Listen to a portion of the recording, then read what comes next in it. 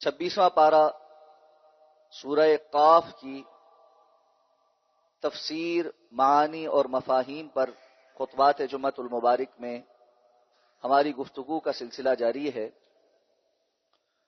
اور یہ اس موضوع پر آج ہماری نویں نشست ہے، 9واں خطبہ ہے۔ گزشتہ خطبہ جمعۃ المبارک میں جس آیہ مبارکہ پر تفصیل سے بات ہوئی، اس میں اللہ تعالی نے ارشاد فرمایا وَجَاءَتْ سَكْرَةُ الْمَوْتِ بِالْحَقِّ، موت کی سختی حق کو لے آئی۔ ذَلِكَ مَا كُنْتَ مِنْهُ تَحِيدُ، اور یہ وہی چیز ہے جس سے تو ساری زندگی کتراتا رہا، پہلو تہی کرتا رہا۔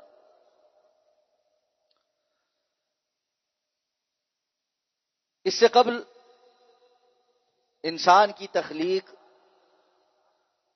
اس کا نفس اسے جو وسوسے ڈالتا ہے اس کے متعلق تنبیہ ہوئی، اور در حقیقت یہ ساری گفتگو مشرکین مکہ کے اس عقیدے کے بطلان کے طور پر تفصیلاً بیان ہو رہی ہے کہ وہ یہ سمجھتے تھے کہ مرنے کے بعد دوبارہ نہیں اٹھنا۔ جس انسان کا جسم مٹی مٹی ہو گیا وہ دوبارہ کیسے اٹھایا جائے گا؟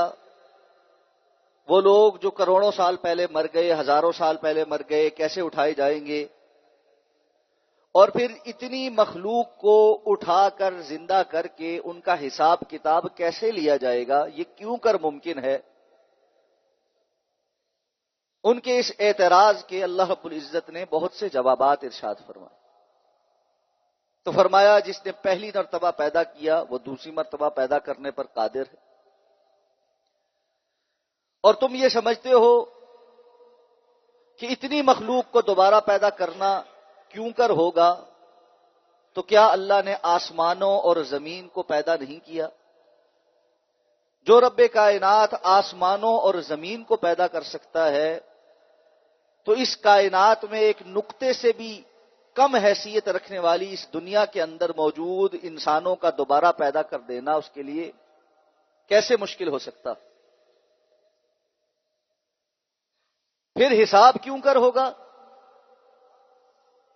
اتنے لوگوں کی ساری زندگی کے عملوں کا حساب اللہ نے فرمایا تم ظاہری اعمال کی بات کرتے ہو، ہم تو انسان سے رگے جان سے بھی زیادہ قریب ہیں، اس کے دل میں آنے والے خیالات کو بھی جانتے ہیں، اور اس کے ان تمام اعمال جو وہ کرتا ہے اس کے لکھنے کا اس نے ایک بندوبست کر رکھا ہے۔ دائیں بائیں کرامن کاتبین ہیں جو ہر بات لکھ رہے، ایک لفظ بھی وہ منہ سے نہیں نکالتا سوائے اس کے کہ وہ لکھ دیا جاتا۔ اور اس کے بعد جب موت آتی ہے تو انسان کا عمل کا دروازہ بند ہو جاتا ہے۔ ساری زندگی تم اس موت سے بھاگتے رہتے ہو، لیکن اس موت نے آ کر پکڑنا ہی ہے۔ زندگی اس کے اعمال کرامن کاتبین کا حساب کتاب کا لکھنا، انسان کا اس دنیا میں اپنا کام مکمل کر کے اس دنیا سے چلے جانا، اس کے بعد اب آخرت کے کچھ احوال بیان ہو رہے ہیں کہ حساب کتاب کیسے ہوگا۔ تو اختصار کے ساتھ اس کا کچھ نقشہ کھینچا گیا ہے۔ یہاں سورہ قاف میں کچھ چیزیں بیان ہوئی ہیں، اور قرآن مجید میں اور رسول اللہ صلی اللہ علیہ وسلم کی احادیث مبارکہ میں ان کی تفصیل موجود ہے۔ فرمایا وَنُفِخَ فِي الصُّورِ، پھر سور پھونک دیا جائے گا۔ ذَلِكَ يَوْمُ الْوَعِيدِ، اور یہ دن وہ وعید کا دن ہے۔ نفخ فی الصور، یہ سور پھونکا جانا کیا ہے؟ ایک اعرابی نے رسول اللہ صلی اللہ علیہ وسلم سے پوچھا کہ اللہ کے رسول یہ سور کیا ہے؟ آپ نے فرمایا قرن ينفخ فیہ، یہ ایک قرن ہے، اور قرن عربی زبان میں سینگ کو کہتے ہیں۔ معلوم ہے پرانے زمانے میں جانوروں کے سینگ، ان کو جب جانور مر جاتا تھا اتارا جاتا تھا، اس کی جو نوکدار جگہ ہے وہاں پر چھوٹا سا سوراخ کیا جاتا تھا، اور اس میں جب زور سے پھونک ماری جاتی تھی تو دوسری جانب، چونکہ یہ سینگ کھوکھلا ہوتا ہے اندر سے، جو وسیع جانب ہے، کھلی جانب ہے، وہاں سے جب ہوا گزر کر تیزی سے نکلتی تھی تو ایک آواز پیدا ہوتی. آپ نے فرمایا سور اسی طرح کا ایک کرن ہے، جس کو پھونکا جائے گا اور اس کا پھونکنا ایسا ہوگا کہ وہ آواز جہاں جہاں پہنچے گی ہر چیز کو ملیا میٹ کر دے. دوسری حدیث مبارکہ آپ نے فرمایا دنیا کی نعمتیں کیسی نعمتیں کہ جب کہ سور پھونکنے پر مامور فرشتہ اسے اپنے منہ سے لگائے، رب کائنات کے عرش کی طرف توجہ کیے ہوئے متوجہ ہو کر اس بات کے انتظار میں ہے کہ کب حکم دیا جائے اور اس کے اندر نفخہ ڈال دے. یعنی جب معاملات اتنے تیار ہوں کہ قیامت کسی لمحے اللہ کا حکم آئے گا اور ملک جو موکل ہے، جو فرشتہ اس بات پر مامور ہے، اور بعض روایات میں جو زیادہ تر اسرائیلی روایات ہیں اس فرشتے کا نام اسرافیل بیان کیا گیا، کہ وہ جب سور پھونکنے کے لیے تیار کھڑا ہے تو ایسے میں اب انسان دنیا کی نعمتوں پر توجہ کیسے کر سکتا ہے؟ بعض لوگ یہ بات سن کر کہتے ہیں کہ اللہ کے رسول صلی اللہ علیہ وسلم نے تو قیامت کے قرب کی بہت سی نشانیاں بیان کی ہیں اور ابھی وہ پوری نہیں ہوئی، اس کا مطلب یہ ہے کہ ابھی تو وقت ہے. یقیناً ایسا تو ہے کہ ابھی وقت ہے، لیکن جیسے گزشتہ خطبہ میں بھی ارشاد فرمایا تھا موت کے آنے میں کتنا وقت ہے یہ معلوم نہیں. اس لیے جس کی موت آ گئی اس کے لیے قیامت ہو گئی، اس کا سور پھونکا گیا.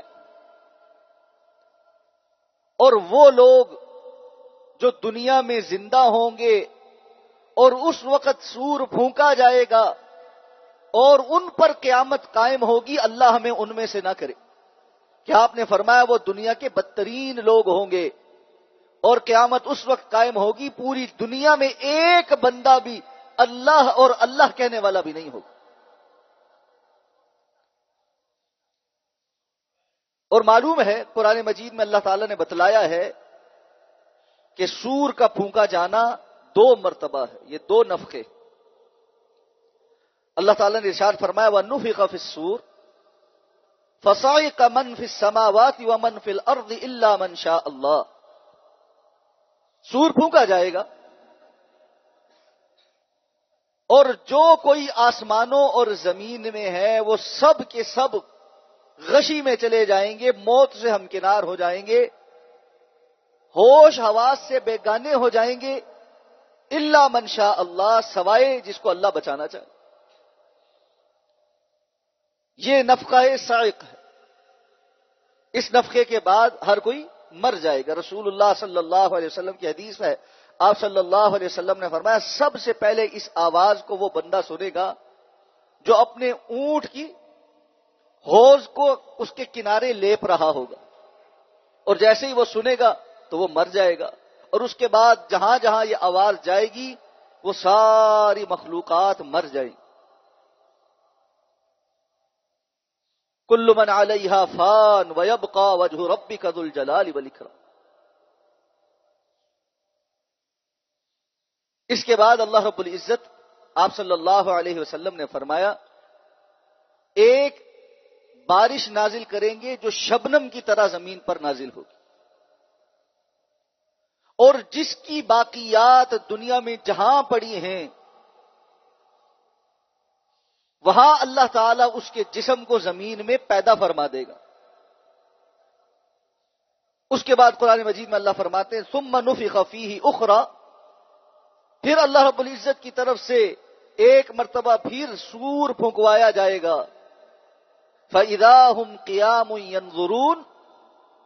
اس سور کی آواز سے وہ سارے کے سارے جن کا جسم مٹی میں پیدا ہو چکا تھا وہ اٹھ کر قیامت کے روز حشر کے میدان میں پہنچ جائیں گے. تو یہاں سورہ قاف میں جس سور کا تذکرہ ہو رہا ہے یہ دوسرا سور، جس کے پھونکنے کے بعد ہر شخص جہاں زمین میں مدفون ہے اس کے جسم کی جہاں باقیات بچی ہیں، اور ہم وہ حدیث بیان کر چکے ہیں کہ انسان کا سارا جسم ختم ہو جاتا ہے لیکن ریڑھ کی ہڈی کا ایک حصہ جس کو آپ ڈی این اے کہہ لیں وہ باقی رہتا ہے، اور اللہ نے اس کے ذریعے سے انسان کو دوبارہ اٹھا کھڑا کرنا. تو اللہ کے رسول صلی اللہ علیہ وسلم نے فرمایا یہ سب کے سب اس دوسرے نفخے کے بعد اٹھ کر حشر کے میدان کی طرف چل پڑیں. فرمایا ذالک یوم الوعید، یہ وعید کا دن ہے. وعید عربی زبان میں کہتے ہیں دھمکی کو، جس کے متعلق دھمکی دی گئی ہو، جس کے متعلق کہا گیا ہو کہ تمہیں دیکھ لیا جائے گا. چونکہ مخاطب وہ لوگ ہیں جو اس دن کے منکر ہیں، وہ کفار اور مشرکین جو اس دن کے آنے کے قائل ہی نہیں، مانتے ہی نہیں. اس لیے کہا یہ وہ دن آ گیا جس کی ہم نے تمہیں دھمکی دی تھی. دھمکی کس بات کی ہے؟ پکڑ ہوگی، عذاب آئے گا، سختی آئے گی. قرآن مجید میں اللہ رب العزت نے قیامت کے بہت سے نام ذکر کیے. بعض علماء نے کتاب و سنت سے 70 سے زائد نام جو ہے، اور بعض نے 100 نام قیامت کے ذکر کیے. اور عربوں کے ہاں یہ بات معروف ہے کہ کسی چیز کے بہت زیادہ نام ہونے یا اس کے ناموں کی کثرت ہونے کی وجوہات میں سے ایک وجہ یہ بھی ہوتی ہے کہ اس چیز کی اہمیت بہت زیادہ ہے، اور دوسری وجہ یہ ہوتی ہے کہ وہ چیز خود بہت بڑی ہے. جیسے عربی لغت میں عربوں کے ہاں تلوار کی بڑی اہمیت تھی. عربی لغت میں تلوار کے 700 سے زیادہ نام ہیں، اس لیے کہ ان کی زندگی ہی تلواروں کے ساتھ گزرتی تھی. تو اسی طرح اللہ تعالی نے قرآن مجید میں اس دن کے بہت سے نام ذکر کیے ہیں کہ یہ دن بڑی اہمیت کا حامل. ایسا نہیں ہے کہ بندہ اس کے متعلق غفلت میں پڑ جائے، ایسا نہیں ہے کہ بندہ اس کے متعلق توجہ نہ کرے. تو قرآن مجید میں اللہ رب العزت نے فرمایا کہ یہ قیامت کا دن ہے، اور اسی طرح فرمایا کہ یہ ساعہ ہے، الساعہ، یہ بھی قیامت کے ناموں میں سے ہے. ساعہ کہتے ہیں ایک گھڑی، ایک وقت کا پیمانہ. چونکہ قیامت کے روز ایک طویل وقت کے لیے لوگوں کو وہاں کھڑا ہونا پڑے گا، اس لیے اس کا نام الساعہ بھی ہے. اسی طرح اللہ رب العزت نے فرمایا یوم الدین، مالک یوم الدین، یہ بدلے کا دن ہے. جس نے اچھا کیا ہے اس کو جزا ملے گی، جس نے برا کیا ہے اس کو سزا ملے گی. اسی طرح فرمایا اس کا ایک نام الطلاق بھی ہے. یہ طلاق والا نہیں ہے جو ہم دیتے ہیں، وہ طا سے ہوتا ہے. الطلاق یہ تا سے ہوتا ہے، اس کا مطلب ہوتا ہے ملنے کا دن. قرآن مجید میں اللہ نے فرمایا لینذر یوم الطلاق، تاکہ یہ ڈرائے جائیں اس دن جس دن یہ ملاقات کریں. کس سے ملاقات کریں گے؟ اپنے اعمال سے ملاقات کریں گے، اپنے انجام سے ملاقات کریں گے، اپنے رب سے ملاقات کریں گے، فرشتوں سے ملاقات کریں گے، نامہ اعمال سے ملاقات کریں گے. اچھے لوگ اچھے لوگوں سے اور برے لوگ برے لوگوں سے ملاقات کریں. اسی طرح ارشاد فرمایا کہ یوم البعث ہے، اٹھائے جانے کا دن، اس لیے کہ لوگ قبروں سے اٹھ کر اللہ کے حضور پیش کیے جائے. اسی طرح فرمایا یوم الحسرہ وانذرہم یوم الحسرہ، یہ حسرت کا دن ہے، ان کو آپ ڈرائیں اس دن سے کہ جس دن حسرتیں ہوں گی، اور کافر کے لیے اور منکر کے لیے سوائے حسرتوں اور ندامتوں کے اور کچھ نہیں ہوگا. کاش میں ایسے کر لیتا، ہائے میں ایسے نہ کرتا. لیکن اس دن انسان کو یہ ہائے وائے اور حسرتیں فائدہ کوئی نہیں دے. اسی طرح فرمایا اس کا ایک نام یوم الحساب ہے. بما نسو یوم الحساب، بوجہ اس کے جو یہ یوم حساب کو بھولے بیٹھے کہ اس دن حساب کتاب ہونا، اس دن اللہ کے سامنے پیش ہو کر ایک ایک عمل کا حساب دینا پڑے گا. اسی طرح ارشاد فرمایا یوم الفصل، یہ جدائی کا دن ہے. کس کے ساتھ جدائی؟ ھذا یوم الفصل الذی کنتم بہ تکذبون، آج یہ جدائی کا دن آ گیا یا فیصلے کا دن آ گیا جس کی تم تکذیب کیا کرتے تھے. یہ دنیا کے اندر جو آپس میں بڑی محبتوں کے قائل تھے ان کے درمیان جدائی کر دے، اور ایسی جدائی کروائے گا انسان کہے گا آج میں جہنم سے بچ جاؤں، میری جگہ فدیے کے طور پر میرا مال، میرے ماں باپ، میری اولاد، بیوی، بہن بھائی، خاندان، قبیلہ، یہاں تک کہ تمام انسان جہنم میں جھونک دیے جائیں تو بے شک جھونک دیے جائیں، لیکن مجھے جہنم سے بچا لیا جائے. یوم الفصل. اسی طرح اللہ نے فرمایا یہ یہ واقعہ ہے، اذا وقعت الواقعہ، جو قریب آ کر ہونے والی ہو، جو دور نہ ہو، اس کے وقوع پذیر ہونے میں کوئی شک نہ ہو. اور فرمایا الحاقہ ملحاقہ، وہ چیز جو حقیقتاً سچ مچ میں واقع ہونے والی. اسی طرح فرمایا یہ کیا ہے؟ فَإِذَا جَاءَتِ الصَّاخَّةُ، جب صاخہ، ایک چیخ، ایک آواز والا، جس کو دوسری جگہ سورہ زلزال میں ایک بڑا زلزلہ کہا ہے. یہ قیامت ایک چیخ اس سور کے ساتھ، ایک زلزلے کے ساتھ برپا ہوگی. القاریہ، کھڑکھڑانے والی. جس طرح لوہے کے کسی برتن کے اوپر زور زور سے کوئی چمچا مارا جائے یا کوئی لکڑی ماری جائے، اس سے ایک کھڑکھڑاہٹ ہوتی ہے، سنگین سی آواز آتی ہے، اس کو بہت شدت والی کر لیں اس کو القاریہ کہتے. اسی طرح فرمایا یہ طامۃ الکبریٰ ہے، بہت بڑی چھا جانے والی آفت. فَإِذَا جَاءَتِ الطَّامَّةُ الْكُبْرَى، جب لوگوں کے اوپر ایک چھا جانے والی آفت آئے گی. اسی کو سورہ غاشیہ میں غاشیہ کہا ہے، ڈھانپ لینے والی. تو یہ مختلف نام ہیں جو جا بجا قرآن مجید میں اللہ رب العزت نے اس ایک دن کے متعلق بیان کیے، اس کے مختلف احوال کی وجہ سے. ان ناموں پر بندہ غور کرے تو اس کو قیامت کے دن کی سختی، اس کے احوال اور اس کی پریشانی کے متعلق خبر ہو جاتی ہے، اور بندہ اس سے غافل نہیں ہو سکتا. اس لیے فرمایا لیکن پھر بھی معاملہ کیا ہے؟ وَجَاءَتْ كُلُّ نَفْسٍ مَّعَهَا سَائِقٌ وَشَهِيدٌ. اب جب قبروں سے نکلیں گے، آج ہر شخص آ گیا. جاءت كُلُّ نفس، ہر نفس آ گیا. کیسے آیا ہے؟ مَعَهَا سَائِقٌ وَشَهِيدٌ، اس کے ساتھ ایک ہانکنے والا ہے، وشہید، اور ایک گواہی دینے والا. علماء کرام نے اس سائق اور شہید کے متعلق مختلف اقوال ذکر کیے. بعض کا خیال یہ ہے کہ یہ کرامن کاتبین ہی ہیں، ان میں سے ایک انسان کو ہانکے گا اور دوسرا گواہی دے گا. ایک سائق ہے اور ایک شہید ہے، گواہی دینے والا. یہ بالکل اسی طرح ہے جب کسی ملزم کو عدالت میں لایا جاتا ہے تو ایک سنتری اس کو پکڑ کے لاتا ہے، اور اس کے ساتھ ایک وکیل ہوتا ہے سرکاری جو اس کے متعلق فرد جرم عائد کرتا ہے کہ اس کے اوپر یہ الزام ہے.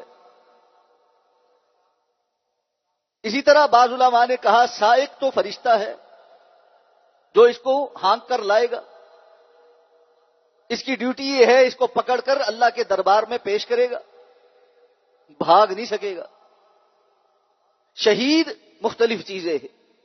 یہ گواہی کس کس چیز کی ہے؟ بعض علماء نے کہا کہ فرشتہ جو بطور گواہ ہے یہ وہ ہے. بعض نے کہا یہ انسان کا نامہ اعمال ہے، اس کے ساتھ اس کا نامہ اعمال بھی ہوگا. بعض علماء نے کہا کہ اس کا اپنا نفس اور جسم جو اس کے متعلق گواہی دے گا، یہ اس کی بات ہے. اور حقیقت یہ ہے کہ اگر تمام نصوص کو جمع کیا جائے تو یہ ساری کی ساری چیزیں ہی اس کے ساتھ بطور گواہی پیش ہوں گی. تو ایک ہانک کر لانے والا ہے اور ایک گواہی دینے والا ہے. آج آئے کس حالت میں ہو؟ لقد فی غفلۃ من ھذا، یقیناً تم اس وقت کے بارے میں غفلت کا شکار تھے. فکشفنا عنک غطاءک، تو ہم نے آج تیرے اوپر پڑا ہوا پردہ ہٹا دیا. فبصرک الیوم حدید، اور یہ عاجزی کا سر جھکانا نہیں ہے، یہ ذلت کا سر جھکانا. بندہ بہت گھناؤنا کوئی کام کر کے کسی کے سامنے کھڑا ہو جائے، انکار کی بھی گنجائش نہ ہو، ثبوت بھی سارے موجود ہوں، جس ذلت کے ساتھ وہ نگاہ نہیں اٹھا سکتا، یہ وہ والی ذلت ہے. ناکسوا رؤوسہم عند ربہم، اب کیا کہیں گے؟ ربنا ابصرنا وسمعنا، اے ہمارے رب ہم نے بڑے اچھے طریقے سے دیکھ لیا اپنی آنکھوں سے، وسمعنا سن بھی لیا، یہاں ہمیں دیکھنا سننا دونوں نصیب ہو گیا.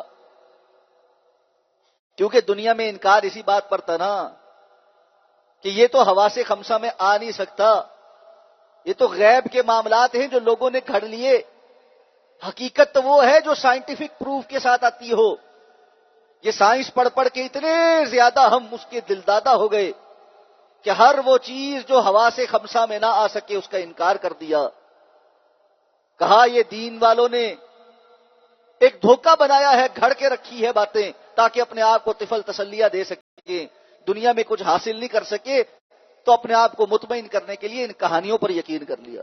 ربنا ابصرنا وسمعنا، آج تو ہمارا جو پیمانہ تھا کہ ہمارے حواس خمسہ میں بات آ جائے، آج ہم نے دیکھ بھی لیا سن بھی لیا.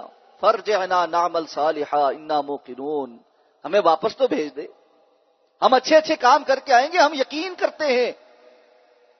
وہ یقین جو اللہ نے دنیا میں غیب کے ساتھ طلب کیا تھا، الذین یؤمنون بالغیب، جو غیب پر ایمان لاتے ہیں اور آخرت کے متعلق یقین رکھتے ہیں، اس دن ان کو اس کا پورا پورا یقین ہو جائے.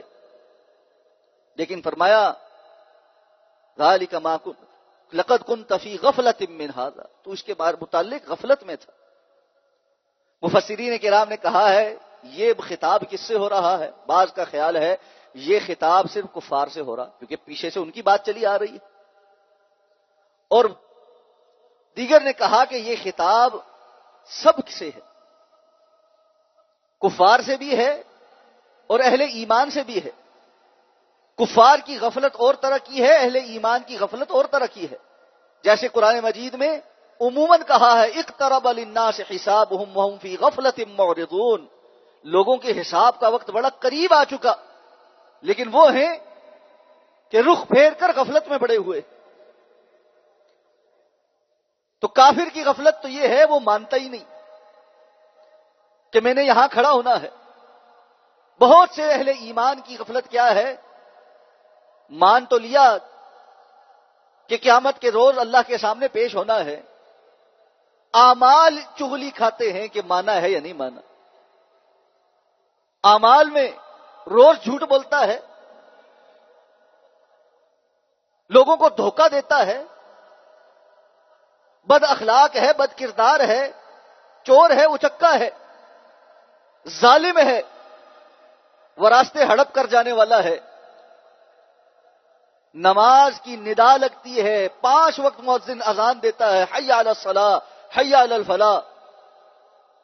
یہ اللہ کی اس پکار پر اللہ کے سامنے حاضری دینے آتا، اتنا متکبر ہے کہ اللہ کی طرف سے لگائی گئی آواز بھی اس کو اس غفلت سے جگاتی نہیں ہے. اللہ کی کتاب کے ساتھ کوئی تعلق نہیں، سال ہا سال بیت گئے، اس کو پتہ نہیں ہے کہ اللہ کی کتاب کو پڑھنا تھا، سمجھنا تھا. یہ ساری کی ساری غفلتیں ہی ہیں. اسی لیے رسول اللہ صلی اللہ علیہ وسلم نے فرمایا نا، فرائض پورے کرنے کے بعد جو بندہ کم از کم 10 آیات ایک دن میں یا رات میں تلاوت کر لے، اللہ اس کو غافلوں میں سے نہیں لکھے گا. یہ کم از کم ہے. تو جو اس پہ نہیں پورا اتر رہا، جو فرائض ہی پورے نہیں کر رہا، نمازیں بھی ضائع ہو رہی ہیں، روزے بھی ضائع ہو رہے ہیں، زکوٰۃ ادا کرنے کا کوئی پتہ نہیں، ایمانیات کا کچھ پتہ نہیں، حساب کتاب کے متعلق اس بات کی فکر ہی کوئی نہیں کہ میں نے اللہ کے سامنے کھڑے ہو کر اس بات کا جواب کیا دینا ہے. یہ جو کام میں کر رہا ہوں اس کا کیا جواب دوں؟ یہ جو میں نے مال ہڑپ کر کے رکھا ہوا ہے یہ دوسروں کا ہے، یہ میں کیسے جواب دوں گا اللہ کے ہاں؟ یہ ساری غفلتیں ہی ہیں. لقد كنت في غفلة من هذا فكشفنا عنك غطاءك فبصرك اليوم حديد. آج تیری آنکھ بڑی تیز ہو چکی، آج ہر چیز واضح ہے، آج یہ غفلتیں دور ہو چکی. اس کے بعد فرمایا وقال قرینہ ھذا ما لدی عتید.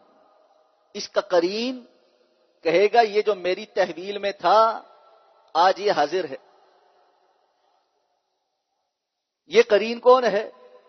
صحیح مسلم کی حدیث ہے، رسول اللہ صلی اللہ علیہ وسلم نے فرمایا، حضرت عبداللہ ابن مسعود رضی اللہ تعالیٰ عنہ حدیث کے راوی، آپ نے فرمایا ہر انسان کے ساتھ ایک قرین جن ہے اور ایک قرین فرشتہ، یعنی ایک قرین اس کا جنوں میں سے ہے اور ایک قرین اس کا فرشتوں میں سے.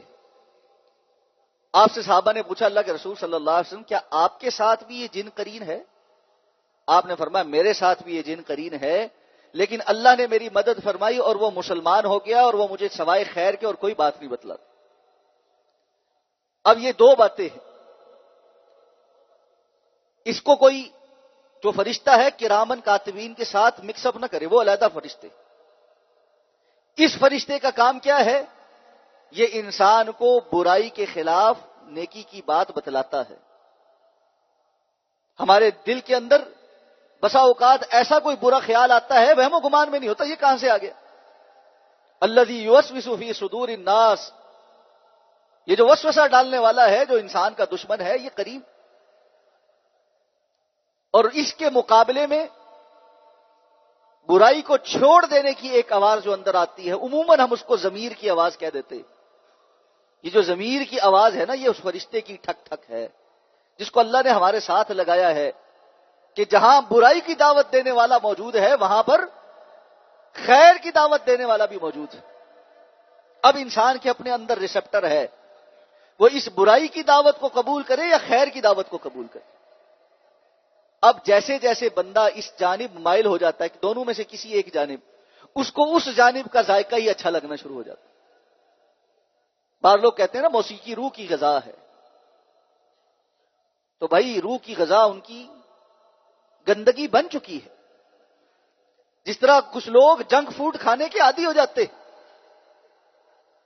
آپ ان کو صحت مند کھانا دیں ان کو اچھا ہی نہیں لگتا، ان کو سمجھ ہی نہیں آتی اس کی.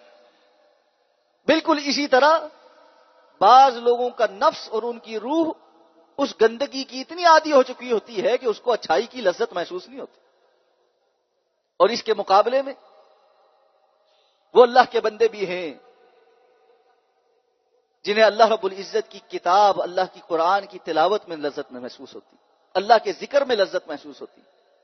اور آپ یہ کر کے دیکھیں، وہ لوگ جو روزانہ اذکار کرنے کے عادی ہیں وہ اس کیفیت سے گزرے اور تصدیق کریں گے کہ اگر کسی دن کسی وجہ سے کوئی مصروفیت یا کوئی لمحہ کوئی بات ایسی ہو جائے کہ وہ اذکار بندہ نہ کر سکے تو اندر کیا ایک خلا محسوس ہوتا ہے، اور جب تک بندہ وہ اذکار کر نہ لے وہ خلا کسی اور چیز سے پر نہیں ہو سکتا.